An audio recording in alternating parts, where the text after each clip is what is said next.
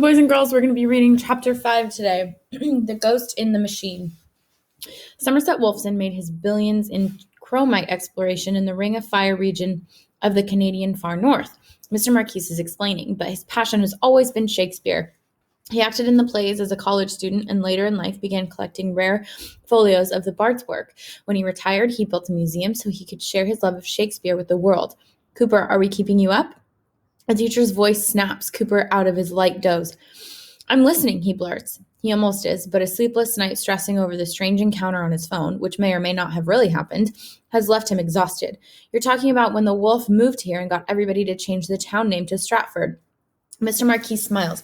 I know you're new, but around here we try not to refer to the man that put our community on the map as the wolf. Cooper feels a spitball ricochet off the back of his neck. Way to disrespect our town, hisses a voice he's pretty sure belongs to Brock. Sorry, Cooper mumbles, his face burning. We'll all have a chance to tour Mr. Wolfson's collection in a few weeks, the teacher continues. Every year, the 7th grade takes a field trip to the museum before the show. It's a pretty moving experience, especially since we'll just be ready to perform our Romeo and Juliet.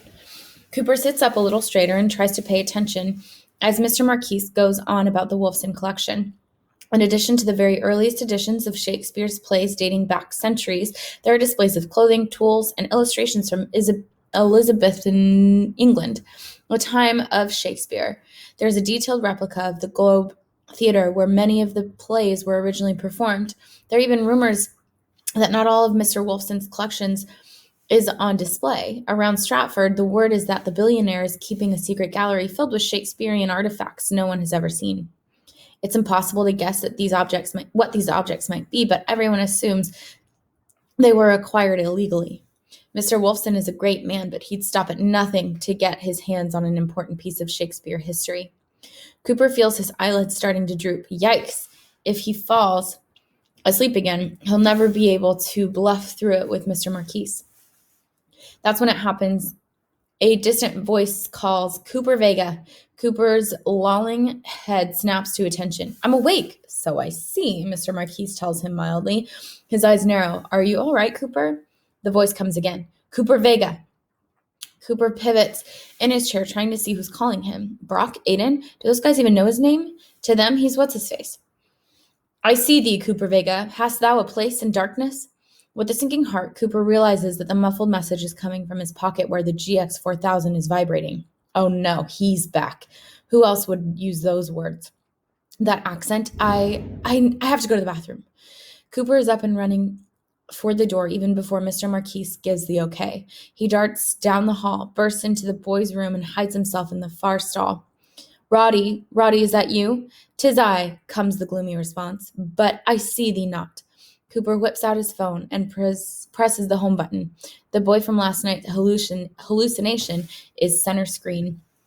Framed in murky shadow, round-shouldered, and dejection, his face a picture of suffering.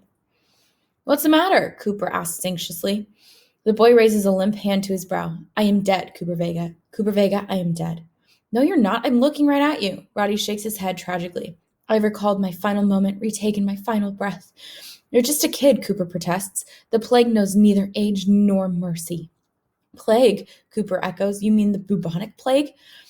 He almost drops his phone, as if it might be contagious. But if you're dead, Roddy, are you saying that you're a ghost? Roddy nods miserably. Aye, a ghost, a spirit. Cooper is stunned. How can this be happening? There's no such thing as ghosts, and even if there was, how did one get into his GX4000? Well, at least now I know what's wrong with my phone, Cooper says in a shaky voice. It isn't buggy, it's haunted. This phone, again. I understand it not. Roddy stretches out his arm. I feel no machine around me. Cooper swallows hard. I hate to tell you this, but you might not have an actual body anymore. A phone's small enough to hold in your hand. It's for talking to people far away. To ghosts? Alive people mostly, Cooper replies. There are no ghosts. I mean, there weren't. Before you. Roddy's distraught. I am the only one? Probably, Cooper tells him. Maybe. You can't go by me. I don't believe in ghosts. At least I didn't. How can this be? Roddy protests. Thou art far in the future. All others of mine are surely as dead as I, and those from the ages before me and many ages after. And I the only ghost? Cooper shrugs. I can't explain it either. Just lucky, I guess.